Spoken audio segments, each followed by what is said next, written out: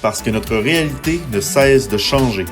Parce qu'un regard neuf est nécessaire. Parce que nous sommes la jeunesse et nous sommes les acteurs de premier plan pour assurer le futur économique du Saguenay-Lac-Saint-Jean.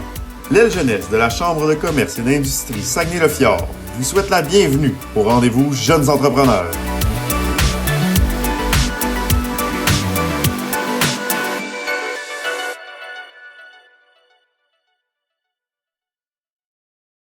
Bonjour et bienvenue à ce rendez-vous Jeunes Entrepreneurs. Mon nom est Sandra Rossignol, je suis la vice-présidente exécutive et directrice générale de la Chambre de commerce et d'industrie Saguenay-le-Fjord. La campagne électorale municipale n'est pas encore lancée que déjà les candidats ont annoncé leur couleur, tant à la mairie des différentes municipalités du Saguenay-Lac-Saint-Jean, à Saguenay, qu'au poste de conseiller municipal. Le 7 novembre prochain, vous serez donc invités à élire vos représentants qui veilleront à l'administration et au développement de nos municipalités. Mais connaissez-vous bien le rôle qu'ils auront à jouer dans le développement de nos municipalités, de l'impact de leurs décisions? Notre aile jeunesse a voulu mieux connaître les responsabilités des élus municipaux afin de faire les bons choix le 7 novembre. Avant d'aller plus loin, j'aimerais remercier et saluer les partenaires de l'événement, nos partenaires annuels, Ville Saguenay, la MRC du Fjord du Saguenay et Rio Tinto. Et les rendez-vous Jeunes Entrepreneurs sont présentés par Bell en collaboration avec Desjardins Entreprises Saguenay et ce rendez-vous est supporté par le ministère des Affaires municipales et de l'Habitation, le Cégep de Jonquière et le journal Le Quotidien. J'aimerais d'ailleurs saluer M. Frédéric Bergeron, analyste conseil services spécialisés investissement chez Desjardins Capital.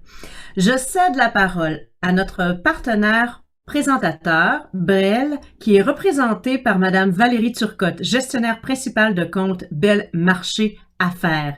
Merci beaucoup à Bell d'être toujours partenaire. À toi, Valérie. Merci, Sandra. Et bonjour à tous. C'est un immense plaisir d'être parmi vous aujourd'hui et de représenter Bell, qui est un grand partenaire de la Chambre de commerce et d'industrie Saguenay-le-Fjord. Nous sommes d'ailleurs très heureux de nous associer à une organisation si dynamique. Merci à la Chambre d'avoir créé cette série Les Rendez-vous Jeunes Entrepreneurs qui nous permet de faire rayonner les jeunes talents d'ici. Chez Bell, nous sommes d'avis qu'il est d'une grande importance de soutenir la relève. Merci à vous tous également d'être présents aujourd'hui et je vous souhaite une excellente conférence. Merci beaucoup, Valérie, qui est une leader féminine dans notre communauté. Merci à Bell d'être partenaire. J'aimerais vous présenter celui qui nous donnera un cours 101 sur le rôle des élus municipaux. Dominique Dufour est diplômé en récréologie et titulaire d'une maîtrise en études et en intervention régionale. Il cumule plus de 20 ans d'expérience en développement.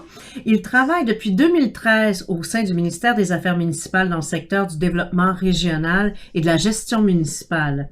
Il occupe actuellement le poste de directeur régional du ministère et président de la conférence administrative régionale du Saguenay-Lac-Saint-Jean. Sur le plan national, il pilote des processus de médiation en gestion municipale et en coopération intermunicipale. Alors, bonjour Dominique, merci beaucoup d'être présent. Alors, je te cède la parole pour ce fameux cours 101 de toute la gestion municipale. Alors, merci Sandra, un excellent défi là, de faire ça en 15 minutes quand même. Le milieu municipal est un milieu complexe qui est régi par des lois, régi par des pratiques aussi différentes de différents milieux. Hein. C'est pas gérer une municipalité, c'est pas comme gérer une entreprise privée ou un organisme sans but lucratif. Donc, on va faire un survol rapide là, un peu de qu'est-ce que ça mange en hiver là, une municipalité. Alors, d'abord, qu'est-ce qu'une municipalité? Une municipalité, c'est formé d'un territoire, de ses habitants, puis de ses contribuables, donc les personnes, les payeurs de taxes. C'est dirigé par un conseil municipal qui est composé d'une mairesse, d'un maire, de conseillers et de conseillères qui sont élus tous les 4 ans. La taille, le nombre de conseillers et conseillères varie d'une municipalité à l'autre en fonction de soit si elle est définie à l'intérieur du code municipal ou de la loi sur les cités et villes, et si cette ville-là, elle a une charte particulière, comme Ville-Saguenay a une charte particulière qui vient définir le nombre d'élus qui y siègent. Il y a au Québec plus de 1100 municipalités de tout type, avec des enjeux différents, avec des budgets différents, avec des gouvernances différents. Donc, c'est très varié le type de municipalité qu'il y en a. Et les pouvoirs, les municipalités sont constituées et créées en vertu des lois et règlements du Québec. Donc, si on voit constitutionnellement, une municipalité relève des provinces. Première question que j'aimerais regarder avec vous, c'est qui administre une municipalité? Il y a 3 groupes ou 3 intervenants qui contribuent à l'administration d'une municipalité. D'abord, le conseil municipal. Le conseil municipal, c'est l'entité souveraine d'une municipalité qui on dit souvent une municipalité, ça parle par règlement ou résolution ou autre ordonnance. Donc, par règlement ou résolution, vont prendre des décisions qui vont être appliquées et qui vont gérer la municipalité, administrer la municipalité.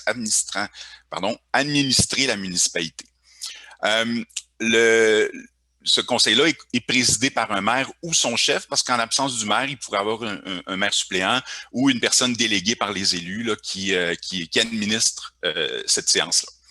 Et les votes se font à vive voix. Il n'y a pas de vote secret dans une municipalité. La municipalité, c'est un organe public, donc toute décision doit se faire de façon publique. Autre intervenant qui administre la municipalité, bien le maire ou la mairesse.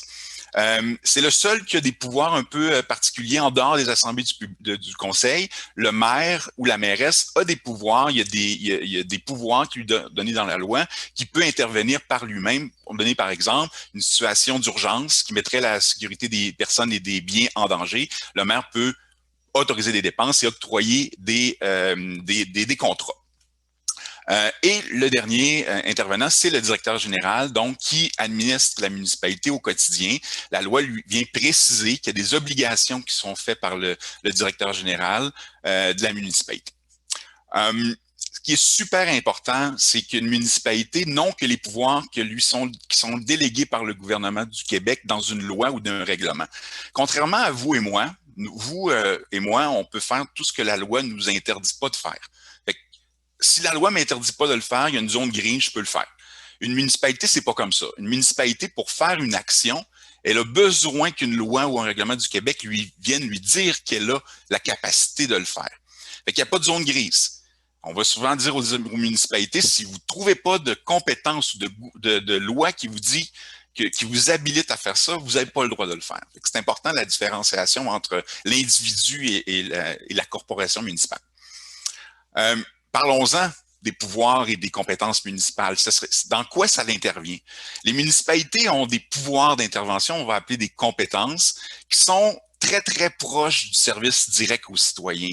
C'est des compétences très, très, en fait, c'est ça, très adaptées au service quotidien du citoyen.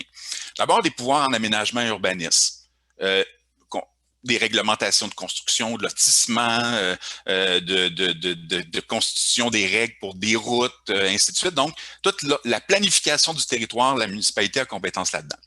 Développement économique local, on va y revenir. Je vais aller un peu plus précis tantôt à la fin. Transport, voirie, donc création de routes, constitution de routes, limite de vitesse pour certains blocs, la municipalité a des pouvoirs là-dedans. Approvisionnement en eau potable, assainissement des eaux usées. Développement communautaire, loisirs, culture, pouvoir de taxation et évaluation foncière. Bon, tu sais, si elle fait des services, ça lui prend des sources de revenus. Elle a des pouvoirs pour taxer et tarifer. Gestion des matières résiduelles, cours municipal, sécurité, services de police et incendie, promotion et accueil touristique, environnement, salubrité et nuisance. De quoi on parle quand on parle de salubrité et nuisance? L'heure maximum pour faire du bruit. Dépasser 11 heures, on baisse notre musique, c'est des nuisances. La consommation d'alcool sur les voies publiques ou les lieux publics dans les parcs, c'est régi par le règlement sur les salubrités et les nuisances. Les chiens, les animaux domestiques, ainsi de suite. Bon, ça nous donne un peu l'exemple d'éléments qui sont dans la salubrité et les nuisances et l'habitation. Je reviens sur les éléments de développement économique. Les municipalités ont un certain pouvoir en développement économique.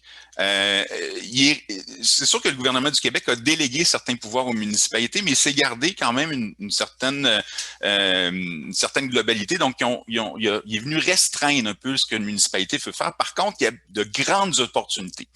Je vais vous donner un exemple au niveau des organismes sans but lucratif, une municipalité a un pouvoir d'aide à tout organisme sans but lucratif qui œuvre dans un domaine de compétences municipales et qui a une fin municipale. Loisirs, culture, tourisme, fait que la municipalité peut donner des subventions. Pour l'entreprise privée et l'individu, la municipalité est un peu plus circonscrite. Elle peut le faire, mais à certaines conditions. Je vais vous donner l'exemple. Une municipalité peut établir, exploiter un embranchement ferroviaire. Elle peut constituer un organisme sans but lucratif pour donner de l'aide technique à des entreprises privées. Promotion Saguenay, constituée en vertu d'une loi qui permet à Ville-Saguenay de constituer un organisme.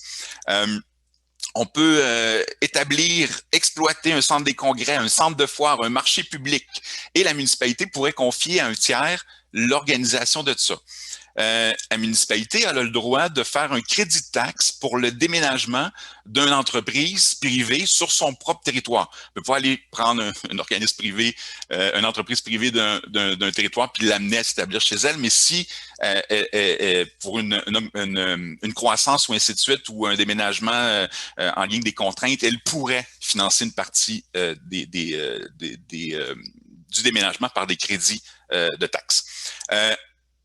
En lien avec le développement industriel et commercial, la municipalité, une loi qui est particulière, la loi sur les immeubles industriels municipaux, la municipalité, elle peut constituer un parc industriel, elle peut acquérir, aliéner, elle peut exproprier pour construire ce parc-là, et elle peut mettre des infrastructures dans ce parc-là, et elle peut après ça louer ou vendre ces terrains-là à des entreprises privées.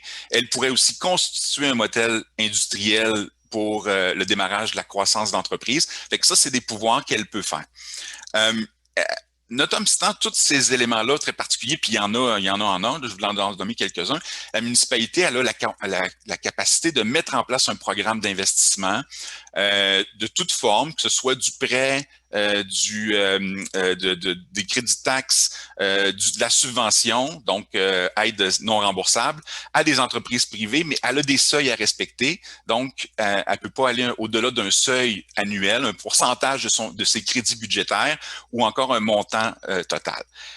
Le petit dernier de l'Assemblée nationale, le projet de loi 67, est venu augmenter ce seuil-là, est venu aussi ajouter des pouvoirs d'aide directe à l'entreprise privée par les MRC dans une optique de relance post-COVID, donc qui sont venus donner aussi accès à d'autres entreprises. Fait que je vous invite à le regarder. Il y a des nouveaux pouvoirs qui sont arrivés il y a 2 semaines à peu près à l'Assemblée nationale avec l'adoption du projet de loi 67. Continuons. Alors, je vous ai fait un peu le topo des compétences en développement économique. Rôle du conseil municipal. Exercer ses compétences pour offrir des services qui répondent aux besoins des collectivités. Donc, le conseil est là pour donner des services aux citoyens. C'est une instance mise en place pour gérer un peu la municipalité et offrir des services. Administrer les affaires de la municipalité, décider des orientations et des priorités d'action, déléguer certaines compétences à d'autres municipalités ou à la MRC et prendre des décisions, comme je vous ai dit tout à l'heure, ça parle d'une municipalité par résolution ou règlement. Schématiquement, je vous ai dit tout à l'heure, il y a 2 types de municipalités, des municipalités régies par le code municipal et des municipalités qui sont régies par la loi sur les cités et villes. C'est sensiblement les lois disent à peu près les mêmes affaires avec des articles différents.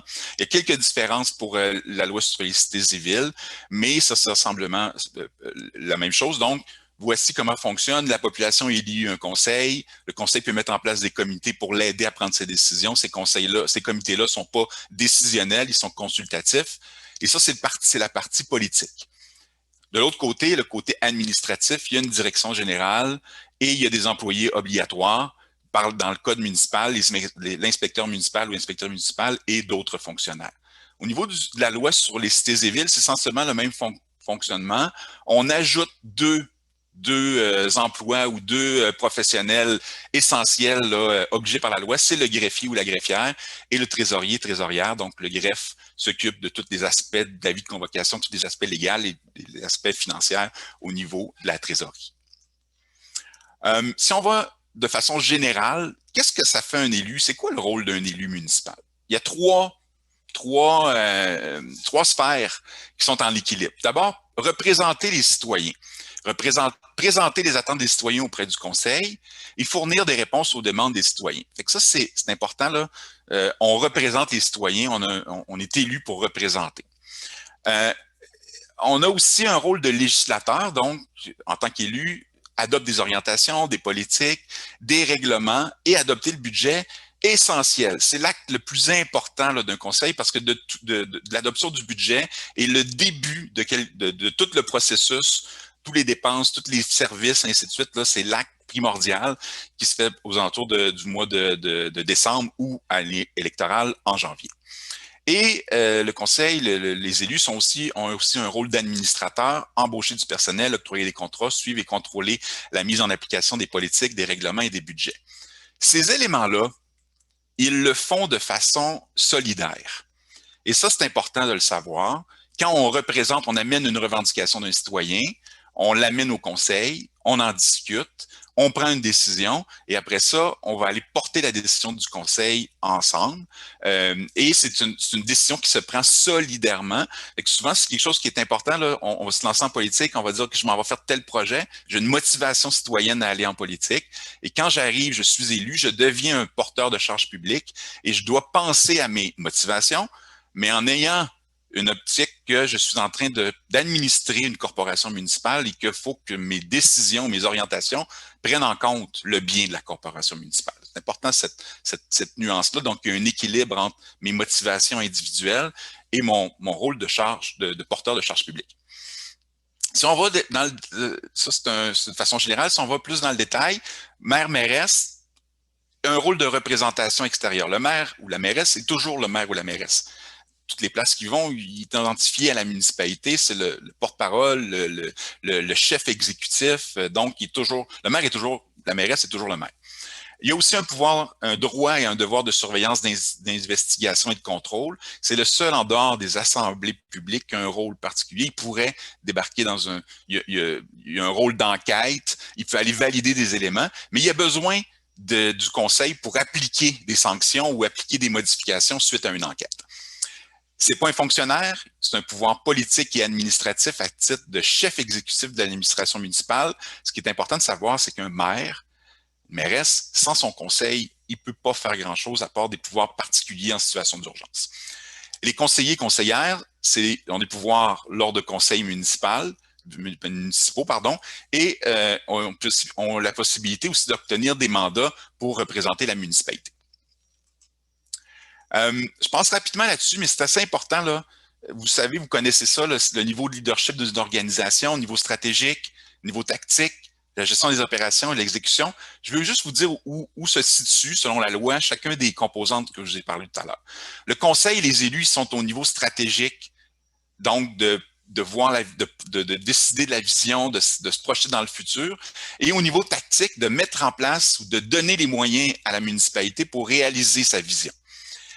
Le directeur général, il est au soutien au conseil au niveau tactique et il est à la gestion des opérations et l'exécution des opérations, c'est les employés, les fonctionnaires municipaux. C'est important que chacun reste à son niveau, donc le conseil au niveau stratégique et tactique, et que les élus n'aillent pas au niveau des opérations et que les fonctionnaires n'aillent pas au niveau des stratégies de l'organisation. Attendez, j'ai-tu manqué une diapositive? Non, ça va. C'est ma dernière diapositive. Le monde municipal, rapidement, je vous ai montré, je vous ai fait un survol rapide, brossé un portrait rapide du monde municipal. C'est un monde très, très, très, je vous ai dit tout à l'heure, très proche du citoyen, très, très... ça commence, là. Vous allez me dire que je prêche pour ma paroisse, mais c'est un lieu où les développements sociaux, les développements économiques, les développements environnementaux débutent parce qu'on a une proximité des services et on a un impact important. Donc, c'est drôlement important de s'en occuper, de voter, de participer à des activités citoyennes et éventuellement aussi de se présenter en tant que candidat. Le ministère, d'ailleurs, s'est donné des objectifs pour la prochaine élection, d'augmenter le nombre de candidatures, principalement des femmes. On sait que 50% de la population est féminine au Québec, mais on a seulement 32,4% de candidatures des femmes lors des élections, lors des élections de 2017. Et le ministère s'est donné comme objectif d'augmenter ce pourcentage-là à 34%. On souhaite aussi augmenter le nombre de candidatures jeunes et de façon générale, le nombre de candidatures en général, parce qu'il y a quand même beaucoup de territoires dans lesquels il y a encore des élections par acclamation. Et l'élection par acclamation, ça veut dire qu'il n'y a pas de personne qui se présente contre l'élu en place, et ce qui fait en sorte qu'il n'y a pas de campagne électorale, il n'y a pas de débat sur les idées qui vont être portées par ces candidats-là lors des prochains 4 ans. J'ai terminé.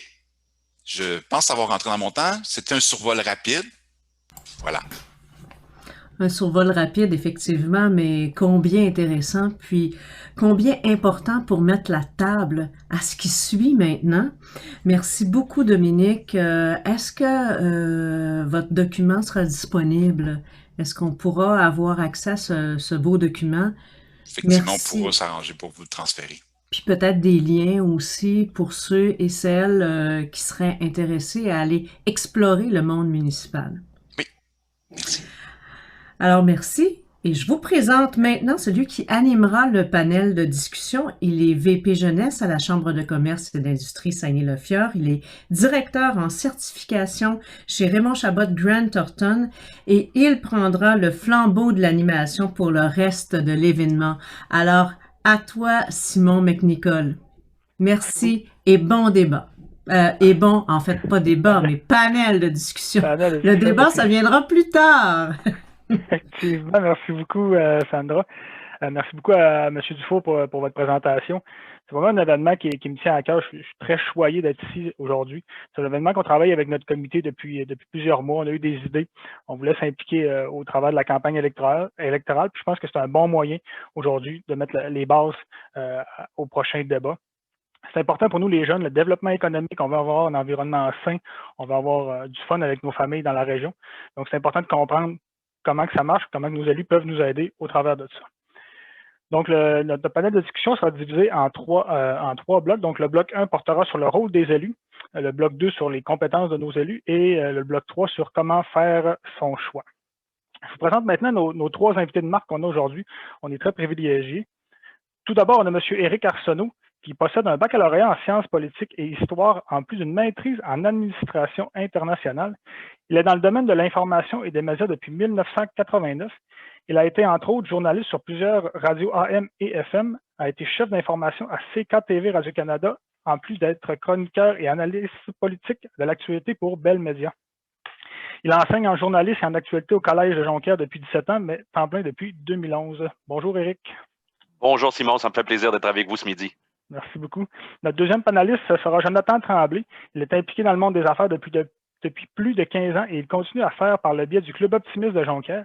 Il est également membre du CA du Festival Regard, en plus de participer à de nombreuses campagnes pour des causes qui lui tiennent à cœur. Il a été conseiller municipal à la Ville de Saguenay de 2013 à 2019. Il est présentement enseignant pour le Centre de services scolaires de la Jonquière et chroniqueur politique à Radio-Canada. Bonjour, Jonathan.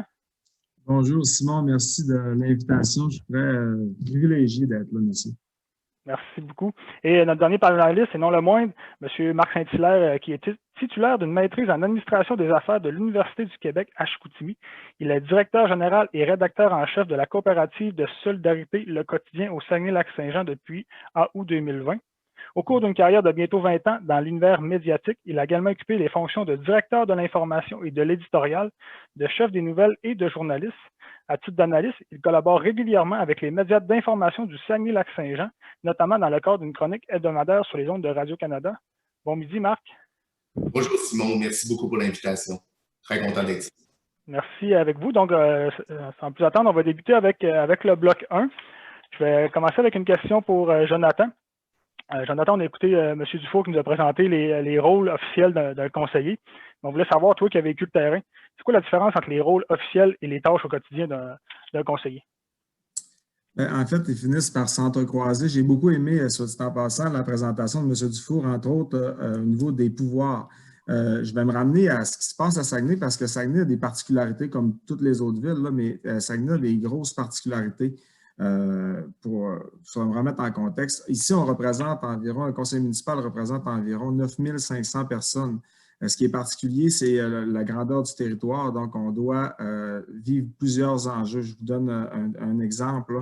Moi, je représentais le lac Kenogami, mais aussi des quartiers résidentiels complètement différents. Les enjeux sont différents. Donc, on doit être proche du citoyen. Quand M. Dufault parlait de la proximité, c'est ça, on doit connaître leurs priorités puis les représenter au sein du conseil municipal.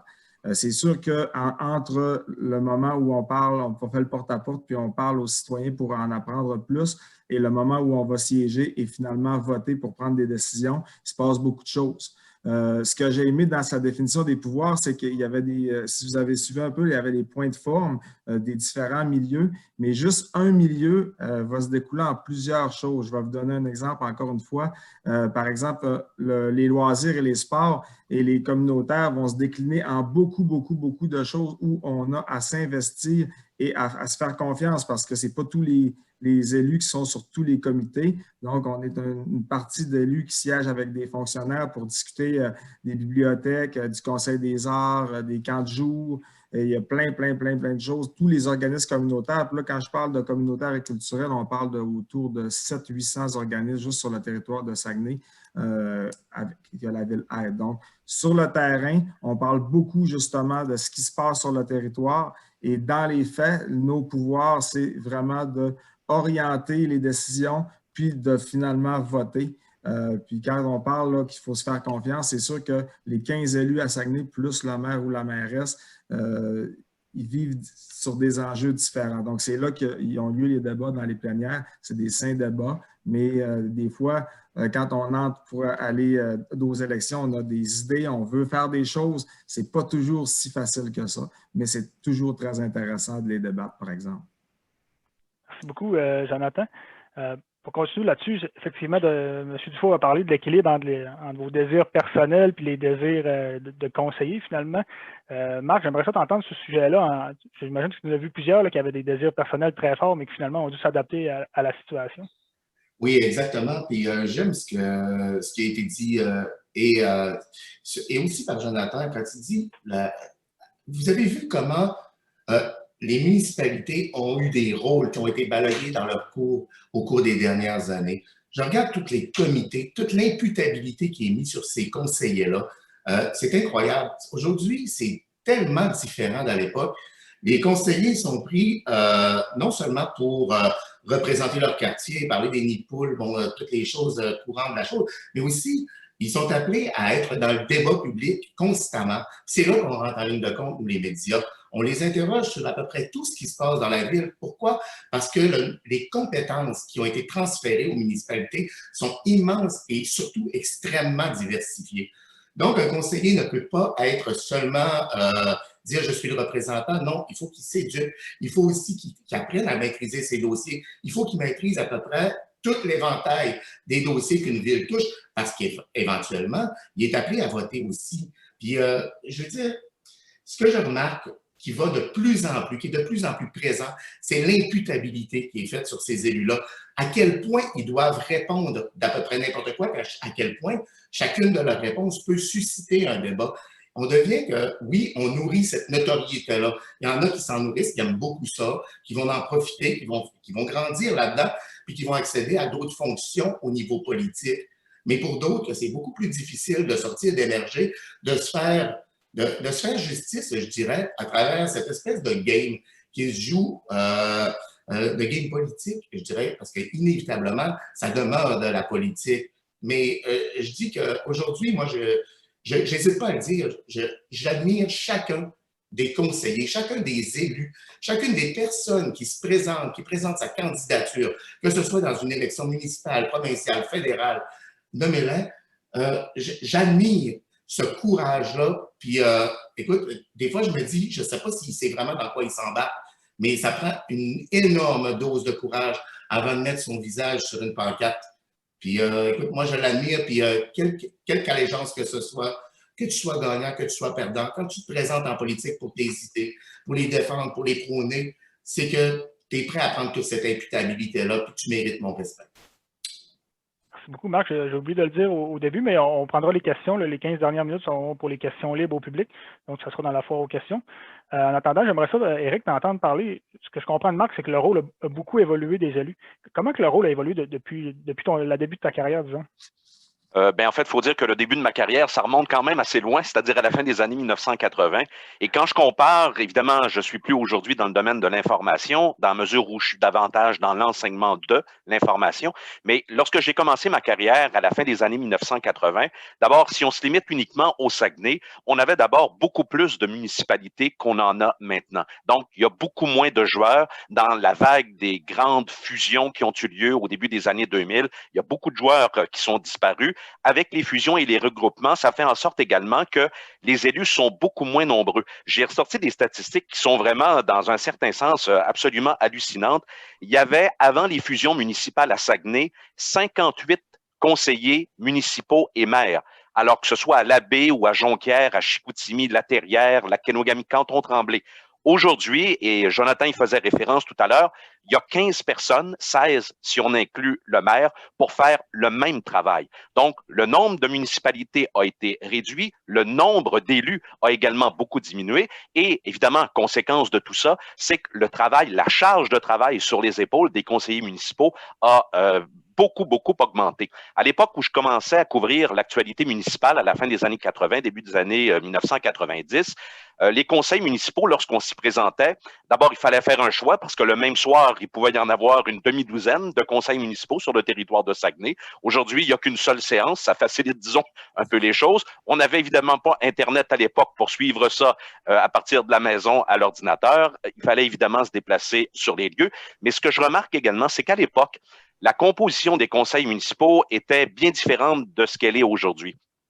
À l'époque, le conseiller municipal, c'était dans le fond un sideline, si vous me passez l'expression. C'était un job à temps partiel, c'était un revenu d'appoint, quelqu'un qui voulait s'impliquer à l'intérieur de sa communauté, il le faisait. Et je me rends compte que 30 ans plus tard, c'est devenu véritablement, Marc faisait référence tout à l'heure, c'est devenu un job à temps complet, qui exige aujourd'hui des compétences, qui exige des qualités, qui exige également une disponibilité qui n'existait pas à cette époque-là.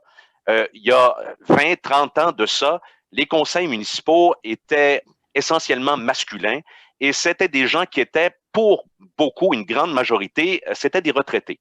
Alors, on se rend compte qu'aujourd'hui, et je pense que M. Dufour y faisait référence dans sa conférence tout à l'heure, de plus en plus, on a ouvert les conseils municipaux, le visage des conseils municipaux s'est beaucoup diversifié. Par exemple, avec l'arrivée dans le décor de plus en plus d'élus femmes, avec des jeunes, ils sont peut-être pas encore aussi nombreux qu'on le souhaitait et ça stagne un peu, mais on se rend compte qu'il y a une diversité qui n'existait pas à l'époque, à la fin des années 1980 et au début des années 1990. Et peut-être un dernier point que je pourrais peut-être souligner par rapport à ça, c'est le fait que les citoyens sont aujourd'hui, et Jonathan pourra peut-être nous en témoigner, sont aujourd'hui beaucoup plus exigeants à l'endroit de leurs conseillers municipaux.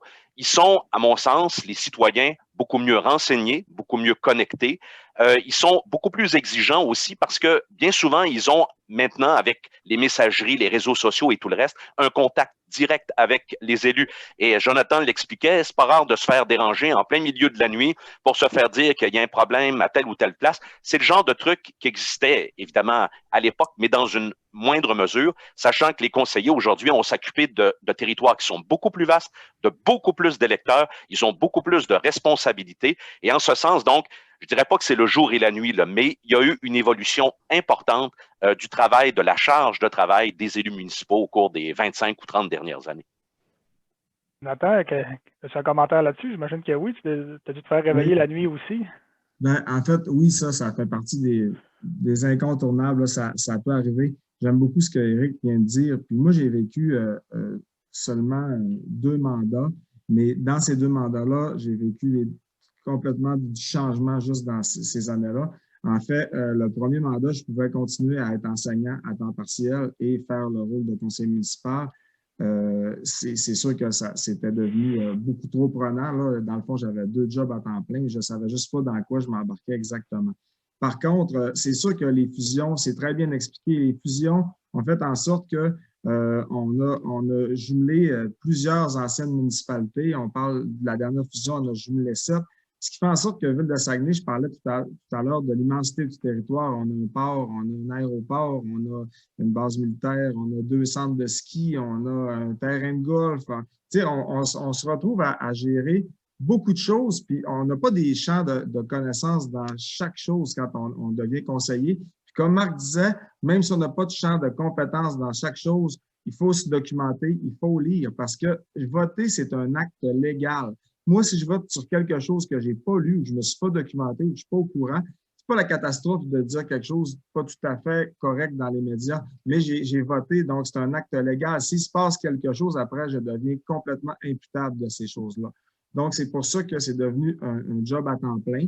C'est une fonction à 24 sur 24, 7 sur 7, parce que à partir du moment, puis Saguenay, c'est vraiment particulier, on dit le monde est petit, puis c'est vraiment le cas. Le rôle du conseiller est vraiment différent. Quand j'allais à l'UMQ, à l'Union des municipalités, je discutais avec des gens de Montréal ou de plus petites municipalités. Les rôles sont les mêmes, sauf que les exigences, les attentes ne sont pas les mêmes. Puis tout à l'heure, on disait que les nids de poules, Marc parlait des nids de poules, bien, c'est sûr que les personnes plus âgées qui ont connu des conseillers qui étaient responsables d'une dizaine de rues, puis de peut-être 600 électeurs, on parlait de nids de poules, d'asphaltage, de parcs. Aujourd'hui, les gens ont les exigences d'avant plus les exigences actuelles. Puis évidemment, tout à l'heure, on va parler, je pense, on va aborder le sujet des médias sociaux. Le conseiller municipal aujourd'hui doit être à l'affût de l'information très rapide parce que les médias le sont et puis ils sont très présents. Puis ça, c'est un avantage pour la population. Puis on va en parler aussi tantôt par rapport à ça. Donc, juste dans les 2 mandats, on a passé de 19 conseillers à 15 conseillers. Donc, on a encore réduit, ce qui fait augmenter le territoire de chacun et le nombre d'électeurs. Donc, c'est quand même de grosses responsabilités. Mais tout à l'heure, je vais arriver aussi avec des choses qui sont positives par rapport à ça parce que j'en garde un super bon souvenir. Oui, merci beaucoup, Jonathan.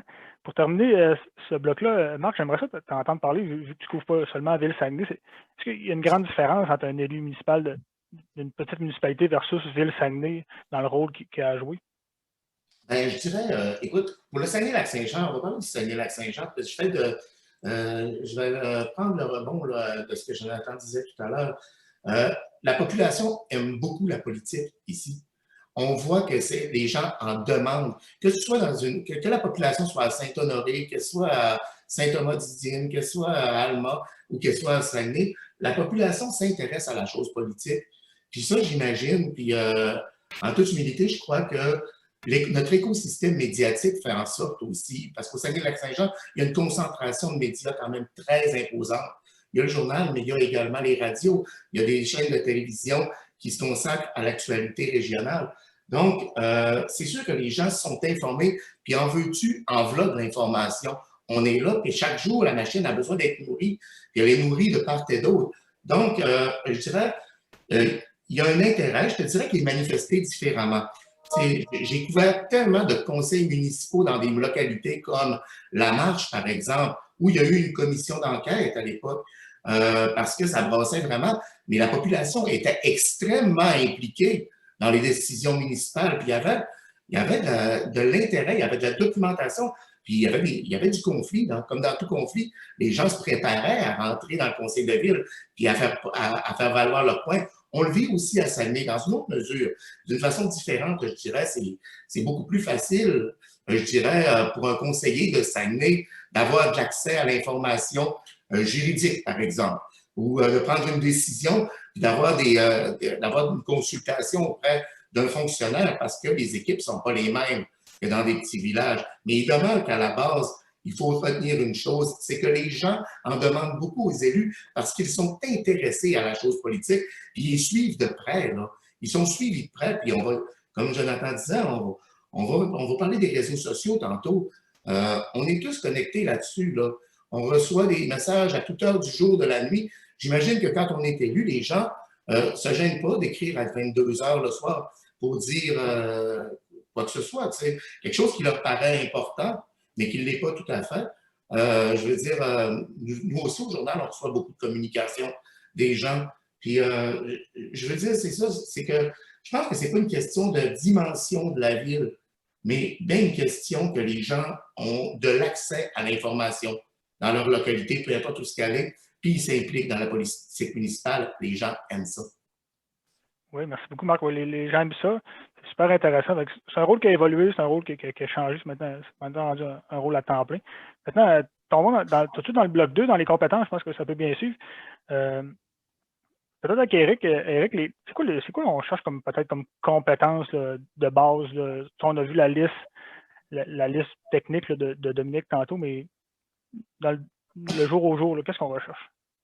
Ben, je pense que d'abord, la compétence essentielle de quelqu'un qui veut faire carrière, ou en tout cas qui veut servir, c'est justement le goût de servir. Je pense qu'à la base, c'est le don de soi, ça a peut-être l'air ésotérique et un peu philosophique, mais je pense qu'à la base, c'est ça. Quand tu t'impliques en politique municipale, comme conseiller ou comme maire ou dans toute forme d'organisation, quelle qu'elle soit, il faut que ton but, ultimement, ce soit de servir les intérêts de tes commettants, les intérêts des gens qui sont autour de toi, servir ta communauté, ta collectivité, puis la faire avancer. Mais je pense qu'on y faisait référence aussi, compte tenu des responsabilités qui sont maintenant celles des municipalités. Il y a eu, avec, par exemple, le pacte fiscal, mais il y a eu toutes sortes de projets de loi qui ont été mis en place et qui ont permis justement aux municipalités de renforcer leur pouvoir ou leur rôle de gouvernement de proximité. On va exiger maintenant des élus toutes sortes de nouvelles compétences, comme par exemple des qualités de gestionnaire. Vous allez me dire, c'est pas ceux qui s'occupent au jour le jour de la gestion des ressources humaines et de trucs comme ça, mais il faut quand même connaître la dynamique, l'environnement, parce que veut pas, c'est un des plus gros postes de dépenses des municipalités que, évidemment, ceux et celles qui sont sur la fonction publique. Ça prend, je pense, également beaucoup aussi des qualités de planification. Il faut être négociateur, être capable donc de négocier, de discuter, être capable de rechercher le compromis. Et souvent, malheureusement, c'est ce qu'on a vu dans le passé de certains élus municipaux qui avaient une idée en tête et qui en démordaient pas et qui étaient dans un certain sens réfractaires à toute forme de compromis, quelle qu'elle soit. Ils étaient là pour imposer leur vision, imposer leurs décisions. C'est pas une mauvaise chose que d'avoir de la vision, mais encore faut-il être capable d'accepter que d'autres peuvent, autour de la table, en avoir également, puis pouvoir la mettre en place. Moi, je pense qu'il faut être également, quand on est conseiller municipal, comment je pourrais vous dire ça? J'allais dire débrouillard, mais être quelqu'un qui est axé sur la résolution de problèmes. Alors, c'est beau de chialer, c'est beau de pester, c'est beau d'essayer de trouver des coupables, mais en bout de ligne, ce qu'il faut, c'est réussir à débloquer la situation. Parce que quand quelqu'un vous appelle comme élu en vous disant il y a un problème à telle place ou il y a un bug à tel endroit ou ça fonctionne pas puis j'ai besoin de ton aide, il faut que l'élu soit effectivement en mesure de trouver réponse aux questions des gens. Et je pense que Marc faisait référence tout à l'heure, c'est au-delà de l'entre-gens, de l'empathie, je pense également que ça prend de plus en plus des talents de communicateurs. Puis pas juste communicateurs pour pouvoir s'exprimer en public comme ça, mais communicateurs pour entrer en interaction avec les gens, avec les citoyens. Alors, grosso modo, je pense que dans un CV, quelqu'un qui est en mesure de démontrer ses compétences et ses talents-là, je pense que c'est quelqu'un qui se qualifie en fait, de belle façon pour le travail. Merci beaucoup, Éric. J'aimerais ça, oui, t'entendre parler, Jonathan. J'allais justement te passer la parole par rapport à ce que Éric a mentionné. Je suis tout à fait d'accord sur avoir le goût de s'impliquer. Éric parle de don de soi. Effectivement, il faut y croire. C'est pas une question de religion. Il faut y croire. Puis, tu sais, pas voir que dans le don de soi, tu le fais comme un sacrifice. Moi, je me suis pas sacrifié. J'ai investi du temps. J'ai investi de mon amour pour la politique et pour la population. Quand je disais tout à l'heure que j'ai eu vraiment du positif, c'est qu'il faut être un bon apprenant. Moi, je pense que pour se présenter en politique, il faut être un bon apprenant, avoir le goût d'apprendre parce que tu es amené à vraiment connaître des choses que tu t'attendais pas, des domaines que tu t'attendais pas non plus. Moi, je me suis impliqué j'ai tout lu les documents d'Hydro-Jonquière. Il n'y a pas beaucoup de villes à travers le Québec qui ont une compagnie d'électricité. Je me suis impliqué beaucoup dans la culture. J'ai appris à connaître ma ville, à connaître les festivals, à me présenter un peu partout. Ça m'a fait aimer la ville, aimer ma ville. Je l'aimais pour m'y impliquer. Puis, ça a augmenté ce sentiment-là en me présentant puis en étant élu.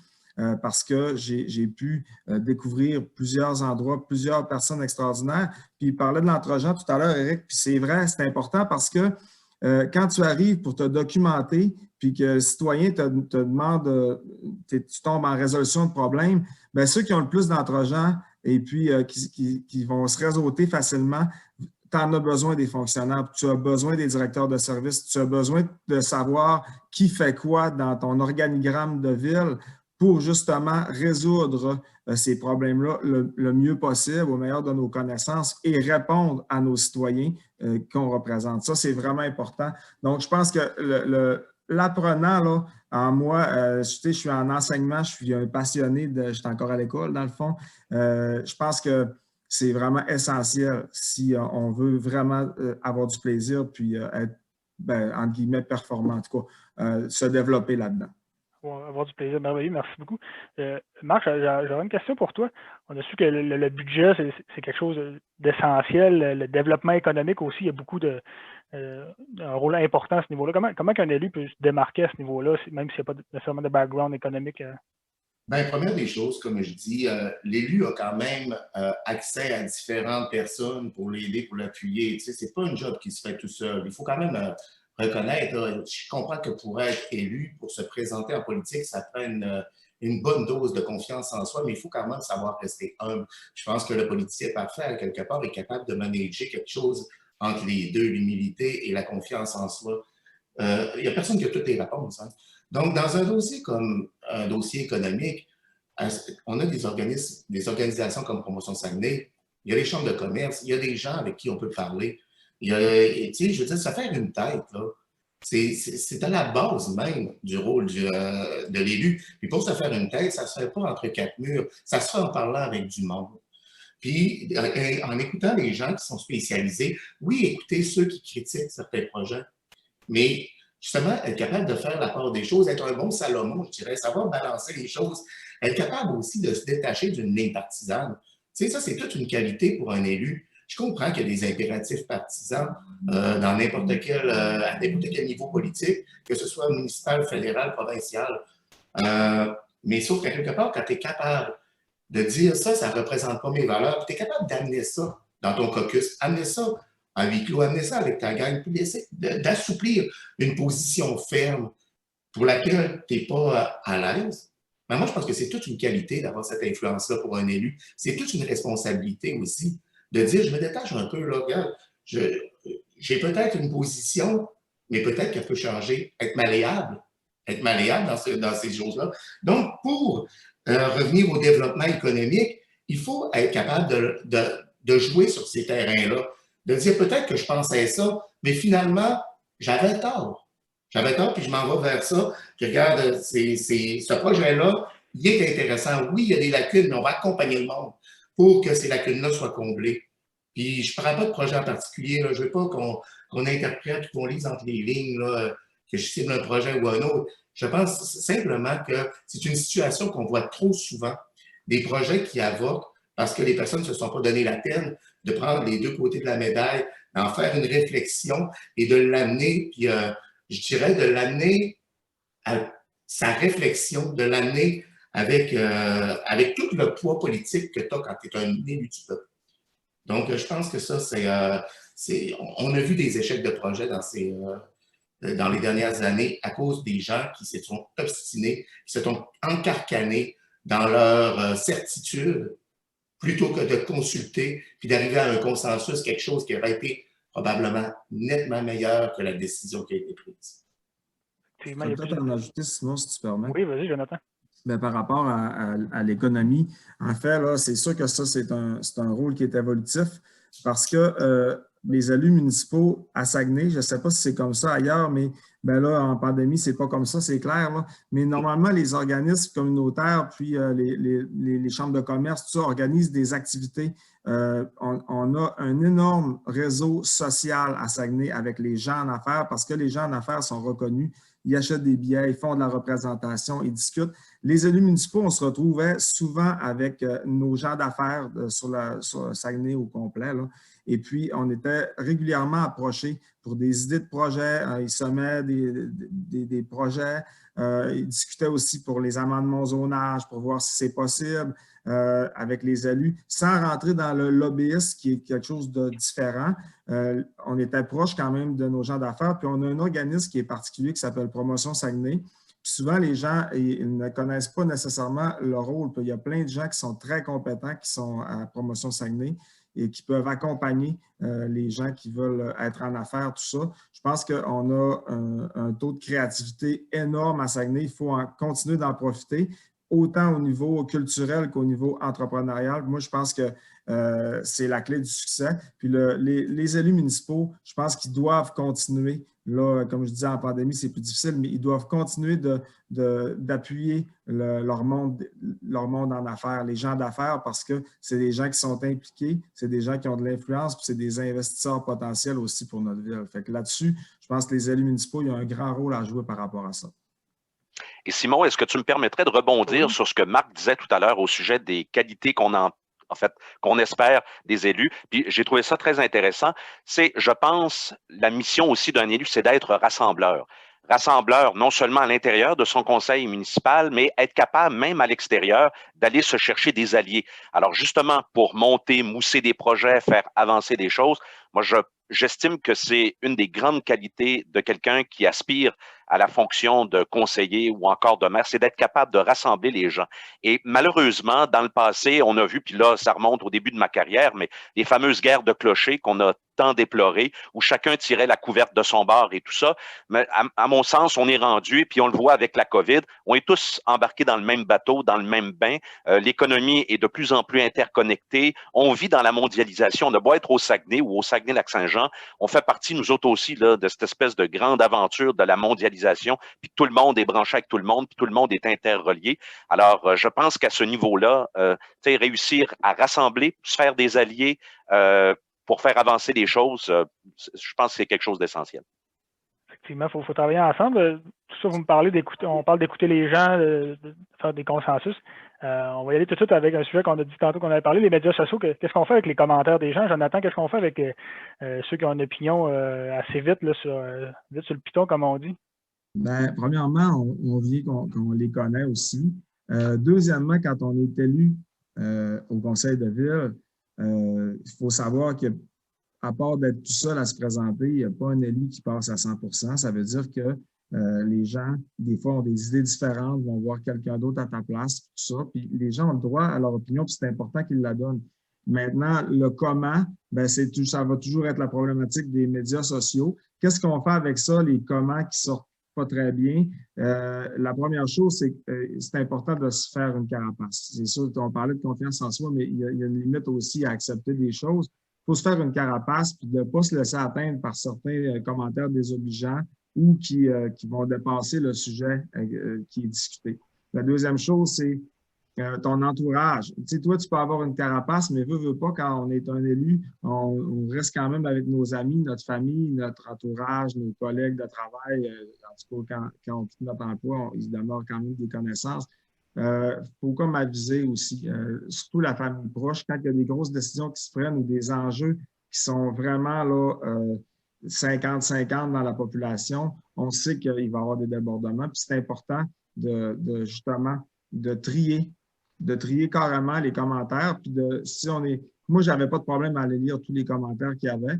J'ai eu la chance, par exemple, que sur mon mur personnel, sur ma page personnelle Facebook, les commentaires étaient respectueux. Des fois, il y a des gens qui ne sont pas d'accord, mais les gens ont toujours resté respectueux. Ou comment je dirais ça, ça dépassait un peu les limites. C'était sur les médias généraux, les plateformes, là, des fois médiatiques. À ce moment-là, je triais tout simplement parce qu'il y a quand même des commentaires qui sont intéressants, qui vont apporter une nouvelle dimension, une réflexion, qui peuvent influencer nos décisions aussi. C'est important d'écouter la population. Mais justement, tout ça dit, il faut que ça soit respectueux. Mais le plus gros problème avec les médias sociaux, là, je parle surtout de Facebook parce que c'est très utilisé. C'est un mal nécessaire, je dirais, on n'a comme pas le choix. Mais c'est la population aujourd'hui s'attend à une vitesse de réponse. Puis là, c'est pas juste pour les élus municipaux, c'est pour l'ensemble des gens qui travaillent. Les gens veulent une réponse immédiate parce que l'information est accessible immédiatement. Versus avant. Ça, c'est la grosse différence. Moi, je n'ai pas connu là avant, mais je sais que quand quelqu'un m'écrit, si je n'y ai pas répondu dans la demi-journée, là, puis là, demi-journée, je vais très large parce que Très large, effectivement. tu ne réponds pas à tes mails, tu ne réponds pas à ton texto. Fait que les gens sont exigeants de ce côté-là. Puis là-dessus, moi, c'est ça que j'ai trouvé ça plus dur que les commentaires désobligeants. Parce que des commentaires désobligeants, que le monde le pense dans le tête ou qu'il l'écrive sur Facebook, moi, ça ne me dérange pas vraiment. Puis je vais prendre la peine d'écouter si les gens sont articulés et sont capables de débattre sur un sujet. Je n'ai pas de problème avec ça. Merci beaucoup, Jonathan. Juste une petite parenthèse, on va prendre les questions du public. Là. Vous avez le module Q&A à partir de midi 50, midi 52. Marc, j'aimerais ça t'entendre parler de ces médias sociaux, puis en parler avec la désinformation aussi. C'est dans l'information de faire un lien avec ce sujet-là. Oui, c'est impressionnant le nombre de messages qu'on doit filtrer sur nos plateformes, justement comme Facebook, pour ne pas le nommer.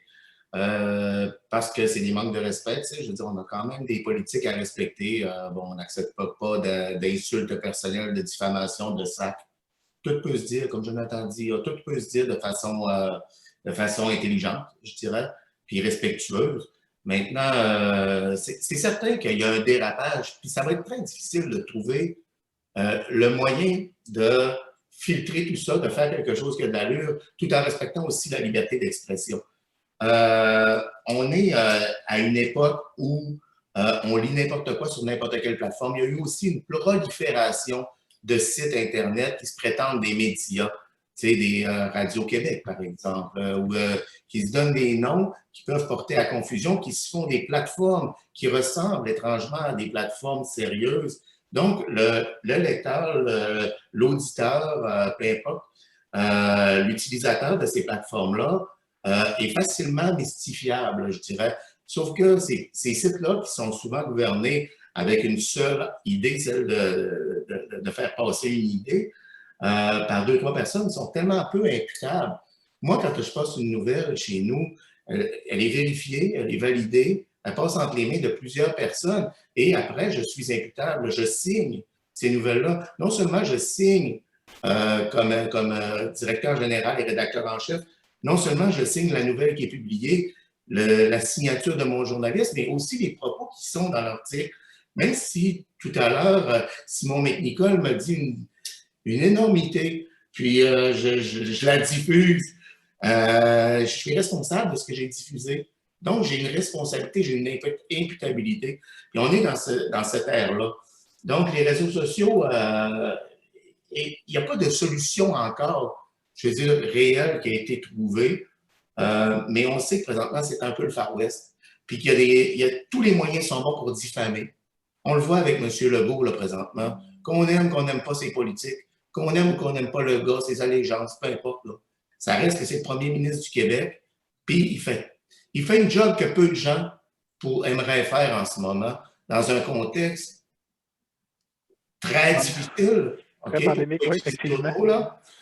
Mais je veux dire, c'est ça, les gens, il faut qu'ils prennent le temps. Des fois, je me dis, il faudrait quasiment qu'ils souffrent dans une ballonne avant de pouvoir utiliser leur clavier, tu sais, mais j'ai vraiment... des fois, je suis découragé un petit peu. Puis ça, je pense que socialement, il faut qu'on le fasse collectivement, qu'on le dénonce, qu'on le dise au monde. Voyons, c'est quoi que tu as écrit sur Facebook? Va m'effacer ça. Ça n'a bien pas rapport, tu sais. Oui, effectivement, il faudrait être plus consciencieux. Éric, juste avant de passer à la conclusion, Éric, comment qu'on fait avec tout ça, les médias sociaux, la désinformation, comment on peut avoir un débat sain dans le cadre des élections municipales? Comment on peut faire maintenant pour avoir un débat sain? Ben, ça devient tout un défi. Et je vais rebondir sur ce que Jonathan disait tout à l'heure avec les réseaux sociaux et tout ça. Ce que je vois, malheureusement, la tendance à l'heure actuelle, c'est que l'espèce de ton très hargneux puis la violence verbale qui s'exprime sur les réseaux sociaux, moi, ce que je crains, et je voudrais pas que ça arrive, mais ce que je crains, c'est que ça décourage bien souvent des gens de se lancer dans l'arène politique. Justement pour ne pas avoir à subir pour eux-mêmes, mais également pour leur entourage, pour leur famille, pour leurs enfants, ne pas avoir à subir ce genre de trucs-là. Ça prend une bonne carapace, sans aucun doute, pour réussir à faire ça, mais il en reste pas moins une chose, c'est qu'on ne devrait pas, quand on sert le public, avoir à se faire une carapace, parce que tu es là pour le bien général. Et moi, c'est la crainte que j'ai. Est-ce que ça pourrait éventuellement décourager des gens de se lancer? Un autre point, puis là, je vais rebondir sur ce que Marc disait tout à l'heure, les réseaux sociaux prennent de plus en plus de place et justement, ça peut polluer facilement le débat, si ce n'est que les médias traditionnels ont encore un rôle essentiel à jouer. Et justement, les excès des médias sociaux, et notamment quand on parle de politique municipale, sont généralement contrebalancés ou peuvent être contrebalancés quand il y a des médias professionnels, sérieux, en nombre suffisamment important dans un milieu qui travaillent et qui font de la belle job d'information. Parce que de nombreuses études qui ont été publiées au cours des 20 dernières années et qui montrent que dans les régions, et notamment aux États-Unis, dans les régions où les médias locaux sont disparus, les journaux, les radios, peu importe, ça a eu un impact direct sur l'intérêt que les gens ont envers la politique municipale. Ça a eu un impact sur l'implication des gens en politique municipale. Et comme on dit toujours, bien souvent, lorsque t'es pas vu, t'es pas pris. Alors, lorsque les médias sont pas là pour jouer leur rôle de chien de garde de l'information, ben généralement, ça laisse la porte ouverte à des abus, à des détournements de la démocratie et tout ça. Alors, pour revenir à ta question initiale, Simon, comment faire pour qu'il y ait un débat sain? Moi, je pense qu'il faut s'en tenir aux idées. Et moi, je vois arriver les campagnes électorales, elles sont déjà commencées, d'ailleurs, dans certains cas. Je suis peut-être un peu naïf de dire ça, mais moi ce que j'aimerais entendre, c'est justement des visions, des projets, des idées. On a tellement de défis, puis la pandémie en ajoute encore. Puis on a tendance à penser que les municipalités sont peut-être loin de ça, la pandémie et tout le reste, puis ça les impacte directement, que ce soit en termes financiers ou de toute autre façon. Alors, moi, c'est ce que je voudrais entendre. Comment avoir un débat sans tenir essentiellement aux idées. Ça ne veut pas dire que tu ne peux pas te challenger, que tu ne peux pas critiquer les positions émises par les autres, mais il faut éviter que le débat se fasse au ras des pâquerettes, à mon sens. Merci beaucoup, messieurs. Donc, Jonathan, un petit commentaire, vas-y, oui. Un petit commentaire, je vais essayer de faire ça court. C'est sûr que les réseaux sociaux, moi, ça m'est arrivé d'avertir ma famille. Puis quand on annonçait le taux de taxe, l'augmentation, je disais, allez pas sur Facebook. Quand on a parlé des salaires, j'ai dit, allez pas sur Facebook. Quand j'ai pris position sur l'amphithéâtre, j'ai dit, allez pas sur Facebook. Alors, il y a des moments où les gens traitent instantanément de voleurs mais tu sais, à un moment donné, il faut que tu mettes ça à part. Et que tu vois le positif quand même. Dans les réseaux sociaux, il y a quand même des choses positives. Oui. On peut faire la promotion d'événements, de choses qui se passent sur le territoire. On peut parler directement à des gens, des pages de quartiers précis. Alors, moi, je pense que quand c'est pour les bonnes raisons, il y a beaucoup de positifs aussi. Puis, malheureusement, comme dans le reste, on voit beaucoup de négatifs quand on fait le bilan, mais il ne faut pas oublier qu'il y a quand même des avantages qui sont marqués des médias présentement. Effectivement, il faut s'informer à la bonne place et être respectueux. Juste en terminant, on va passer bientôt à la période des questions. Donc, dans le module questions et réponses, là, vous pouvez inscrire vos questions. Je vais terminer avec une petite conclusion pour vous. Vous allez avoir, je vous donne 1 minute pour notre conclusion. Donc, je vais commencer par Marc. À quoi qu'on peut s'attendre comme campagne électorale en octobre-novembre 2021? Pour Saguenay, je m'attends à une super belle campagne. Je suis toujours enthousiaste à l'aube d'une campagne électorale. Maintenant, je pense qu'on a 3 candidats jusqu'à maintenant qui se sont annoncés. 3 candidats de qualité qui vont amener, qui ont quand même leur distinction aussi, je pense, qui sont quand même assez distincts. On n'a pas trop de, blanc-bonnet, bonnet-blanc. Je trouve qu'on a quand même une belle diversité de candidats qui amènent des idées qui leur ressemblent chacun de leur côté. Donc, ça donne un plus grand choix aux électeurs. Maintenant, ce que je dis toujours, puis je le répète encore une fois aujourd'hui, c'est informez-vous, suivez la campagne, prenez la peine, ne partez pas avec une idée définie, je vais voter pour elle, je vais voter pour lui. Oui, on peut avoir son allégeance de départ, mais prenez la peine de suivre la campagne, de vous informer puis d'écouter les débats, puis de regarder qu'est-ce qui se dit. Ça va éclairer votre idée, puis peut-être que vous allez changer d'allégeance, peut-être pas, peut-être que ça va vous conforter dans vos certitudes, mais je pense que ça va être une super belle campagne à suivre. Puis j'invite tout le monde à la suivre avec intérêt. Oui, merci. J'imagine que vous allez être fidèle au poste au quotidien pour nous informer. Absolument, merci beaucoup. Chaque jour. Merci beaucoup, Marc. Éric, à toi maintenant, qu'est-ce que tu t'attends de la campagne électorale, de la prochaine campagne électorale?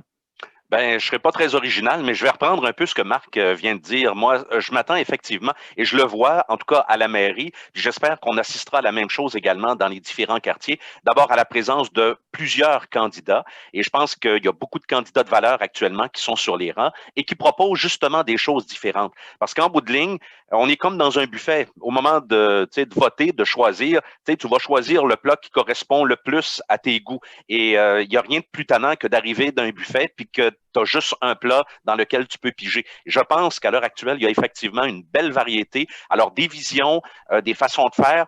Il y a des candidats d'expérience, des candidats plus jeunes, des femmes également dans le décor. J'espère que dans les quartiers, ça va être également la même chose parce que M. Dufour le faisait remarquer au départ. Il n'y a rien de plus désolant de voir que, par exemple, lors des dernières élections municipales en 2017, la moitié des candidats ont été élus sans opposition. Alors, c'est sain pour la démocratie, c'est sain pour le débat, puis je pense que c'est meilleur pour les électeurs quand, effectivement, on a du choix, on peut jaser. Alors, moi, c'est ce que je m'attends, donc, au cours des prochains mois. Parfait. Merci beaucoup, Éric. Toi, Jonathan, qui navigue un petit peu encore dans le monde municipal. Une campagne électorale, premièrement, c'est clair que ça va être intéressant. Les gens devront être... moi, je m'attends à de l'innovation parce que, ne serait-ce qu'au niveau de la campagne elle-même, à travers la pandémie, les gens ne savent même pas encore est-ce qu'ils vont pouvoir faire du porte-à-porte. Ils vont devoir trouver une façon de se faire connaître, de se faire voir, de faire connaître leurs idées, en plus des médias traditionnels. Donc, je m'attends à de l'innovation. On voit déjà présentement là, certaines lignes directrices là, au niveau de la mairie surtout. On va parler de micro-vision, de macro-vision, on va parler d'identité. Mme Dufour semble se diriger vers ça. Mme Néron, c'est sûr qu'elle a l'avantage, Mme Néron, d'avoir un bilan à présenter. Donc, c'est ce bilan-là qui est de continuité, voir où elle veut aller avec son livre blanc en continuité, avec sa vision avec l'ERD. Puis on voit M. Simard présentement qui est plus orienté vers le volet économique. C'est sûr que quand les plateformes électorales vont faire surface officiellement, on va avoir de beaux débats publics parce que c'est des gens qui sont capables de débattre de leurs idées. Puis c'est ça, je pense que, je suis convaincu que la population va apprécier la diversité. Parfait. Donc, on devrait avoir une très belle campagne électorale. Merci beaucoup, messieurs, pour vos interventions. On va passer à la période des questions. Je vais peut-être demander à Dominique, bonjour Dominique, de joindre à nous. Dominique, est-ce que, je pense que tu avais un petit mot à nous parler concernant la formation des conseillers. Oui, effectivement, vous avez parlé sur la gestion des ressources sociaux. Il y a des associations d'élus, hein, c'est la FQM, l'UMQ, qui offrent des formations, que ce soit en éthique, mais aussi justement à comment on tire profit des réseaux sociaux, comment on peut justement gérer ces aspects-là.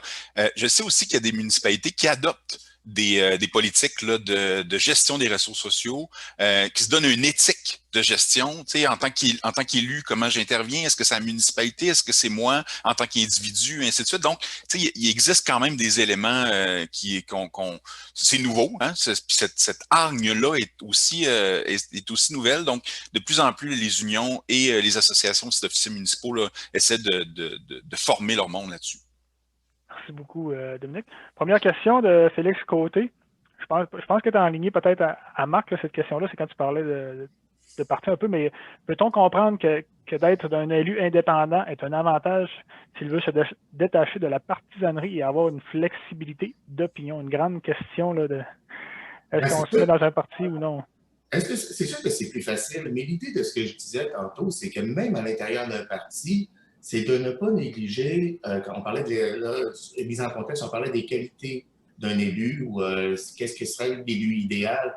Mais moi, je pense que c'est une question plus d'intégrité, c'est-à-dire de ne pas piler sur tes valeurs, puis malgré une ligne de parti, puis de ne pas mettre tes billes dans une ligne partisane. Moi, je pense que tu sois, oui, c'est plus facile quand tu es indépendant, mais même indépendant, il y a des stratégies qui se créent. Là. Entre indépendants, ils se parlent. Je veux dire, puis il se crée des stratégies, puis il se crée... Là, maintenant, c'est où est-ce que tu es capable, toi, de dire « Oui, j'embarque dans la stratégie, mais pas à n'importe quel prix. » Puis je veux être capable aussi de dire « Là, ça, c'est plus moi. » C'est ça que je dis. C'est là que je dis « Oui, c'est plus difficile quand tu es encarcané dans un parti, que tu as prêté allégeance à un parti. Je pense que c'est un petit peu plus difficile de faire valoir une position dissidente. Mais, Caroline, c'est rafraîchissant quand ça arrive. Puis que ce soit à l'Assemblée de cuisine ou que ce soit à la salle du conseil, je pense que ça fait du bien à la démocratie des fois quand les gens se lèvent contre une ligne de parti. Tout simplement, je pense que ça donne de la crédibilité à la chose parce que ça se peut pas que toutes les personnes de même parti pensent exactement pareil sur exactement tous les mêmes dossiers. Donc, moi, j'aime voir quelqu'un qui a le courage de dire, écoute, le parti va par là. Est-ce que vous êtes prêt à faire un petit bout de chemin pour que j'adhère? Si vous n'êtes pas prêt, moi, je vous dis, je vais m'abstenir. Tu sais, j'aime voir ce genre de situation-là. Puis, chez les indépendants, là, il ne faut pas se leurrer. Là. Il n'y a personne qui est indépendant pur, là, je pense. Là. Il y a toujours une petite alliance quelque part, que ce soit au niveau d'un comité ou que ce soit au niveau d'un arrondissement ou que ce soit au niveau d'un projet. Donc, il y a des alliances qui se font, là, et des stratégies communes. Merci Marc-Éric, je pense que tu voulais faire du pouce là-dessus. Oui, en fait, parce que, évidemment, les partis politiques sont assez peu présents dans le décor au niveau municipal. En tout cas, ici, au Saguenay, on a quelques expériences du côté de Saguenay, mais des fois, j'ai comme l'impression qu'on démonise probablement un peu trop les partis politiques municipaux. Parce que, quelque part, ces partis politiques municipaux, à partir du moment où, justement, on n'encarcane pas les conseillers, les élus à l'intérieur d'une ligne de parti qui est rigide, ces partis-là, à mon sens, peuvent avoir également du positif aussi. Parce que, bien souvent, malheureusement, ce qu'on voit dans certaines localités, c'est que chaque élu indépendant tire la couverte de son bord et travaille en silo, alors que les partis peuvent éventuellement permettre de présenter une vision d'ensemble. C'est pas parfait, ça peut entraîner des dérapages aussi, puis ça dépend toujours des rapports de force à l'intérieur d'une municipalité, mais les partis politiques, il y a du pour, il y a du contre, je pense qu'il peut y avoir des avantages également, avoir des gens se regrouper, puis porter ensemble un projet, une vision ou un avenir quelconque pour une municipalité, une ville. C'est vrai que j'ai une dernière question, puis ça va être pour Jonathan, je pense que tu vas pouvoir y répondre.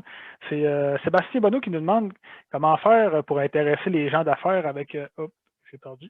Comment faire pour intéresser les gens d'affaires avec expertise et renommée de se présenter, de participer à la vie municipale? C'est effectivement un gros défi, pardon. Moi, ben, dans le fond, j'ai fait le choix, j'étais en affaires, je n'avais pas une multinationale, j'étais propriétaire d'une entreprise de disco mobile, de sonorisation en 2013. Et j'ai fait le choix de vendre l'entreprise pour aller en politique, toujours en parallèle avec mon métier d'enseignant. Et puis, c'est sûr que ce qui m'a attiré, c'est mon désir d'implication. Normalement, ben, la majorité des gens en affaires, c'est des gens qui ont du leadership, qui aiment prendre des risques, qui aiment s'impliquer. Je parle en grande majorité. Je pense que c'est là le secret. Est-ce que maintenant, ils sont prêts à le faire? Est-ce qu'il y a des gens qui sont prêts à le faire? Des fois, je pense qu'il faut avoir accompli les choses qu'on veut dans notre entreprise. Moi, j'avais fait comme le tour du jardin dans la mienne. Comme je dis, ce n'était pas une multinationale. Mais il y a des gens qui continuent de faire croître leur entreprise, qui ne sont pas prêts nécessairement à se lancer en politique.